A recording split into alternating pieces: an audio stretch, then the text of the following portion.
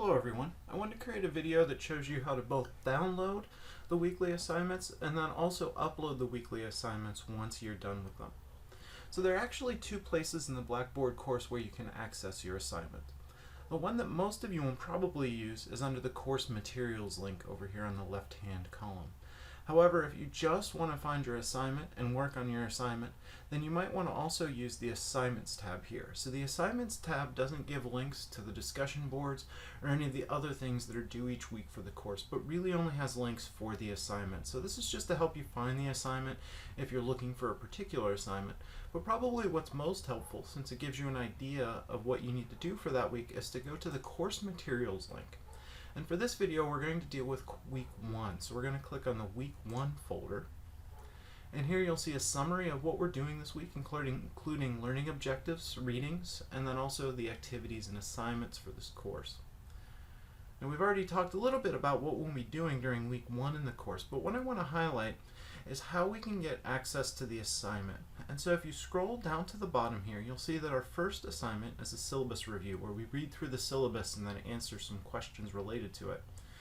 And if you want to access that document, you can just click on the link down here, and it should open in a new window for you. And I've created all of these assignments as a Word document. And so that means that everything has the .docx extension to it. Now, so if you're using a different word processing program, you might need to make some adjustments in order to be able to open the file. But what I'm going to do is, after I've enabled it for editing, the first thing I'm going to do is I'm going to save my file. And I'm going to save it to the desktop. And the reason for this is just so I don't lose any of my work while I'm working on the assignment. Now, one thing that I will say about this is that you're probably going to want to save it with a different file name. And one of the things that's most helpful for me is if you save it with your name on the file, so in case there's any problems or questions as you're uploading things, I know exactly which file belongs to you. So I'm doing this under the account of April Avocado. And so I'm just going to put April's name here. I'm going to go ahead and save that. Now, let's assume that I was already ready to start working on the assignment. What I could do is I could go ahead and just start putting my own answers in, and that's completely fine with me. If you want to use this to write your own answers, that actually makes life a lot easier for me. So you'll probably have some different questions when you go through this, but one of the first questions is, how do I prefer to be contacted? And I prefer to be contacted by email. So prefer to be contacted by email. And then also what I'd like is for students to put their what course they're in for the class.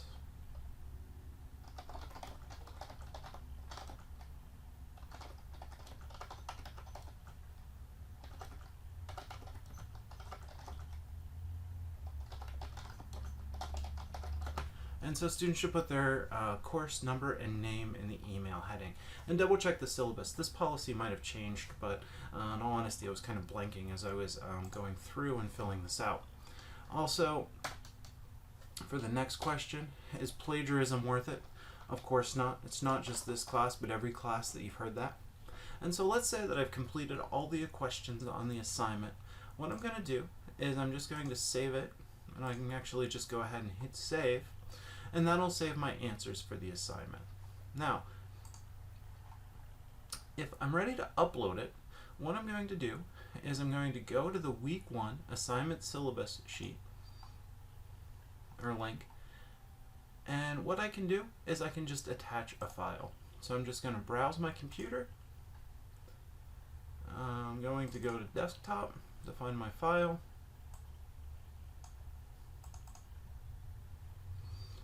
And then one of the things that I use is I use the SafeAssign program. And so what SafeAssign does is it checks your paper against papers that have been uploaded to Blackboard, both for this course and other course, and also checks the internet just to make sure that you're not copying answers from anybody.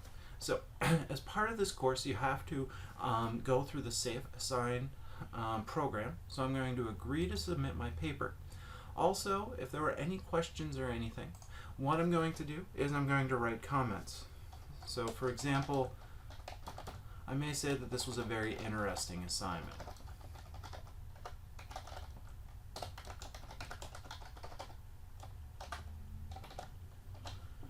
Okay. The other thing that I should say is that whenever you're uploading to Blackboard, it helps me when you actually upload either one of two types of files. So you can either submit in a .docx file, so if you're using Words, that should just be your default. But if you're using OpenOffice or Pages, you may have to save the file as a .docx file. Or the other thing that people can do is they can upload as a PDF. And so the advantage of a PDF is that you don't have to worry about putting it in a particular format, and it's accessible regardless of which computer platform people are using.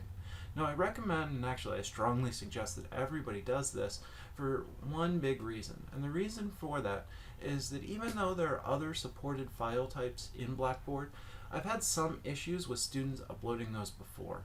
And I'll explain a little bit about how I grade in another video. But I know that the way that I give feedback to students works really well for a .docx or a PDF file. However, for the other formats, that doesn't work as well. And so in order for me to give you feedback in a nice, timely, and quick and useful manner, these are actually the two file types that I'll accept for this class. The other ones create too many problems, and it actually holds up both your grade and also me being able to give you feedback in a timely manner. So please make sure to always upload a .docx or a PDF file. After I've done all that, what I'll do is I will click Submit.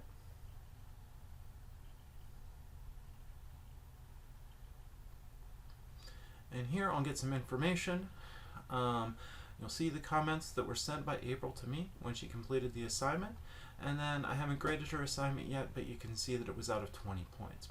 So in future videos, what I'll do is to show you how I actually provide feedback to students. So good luck both downloading and uploading your assignments for the course.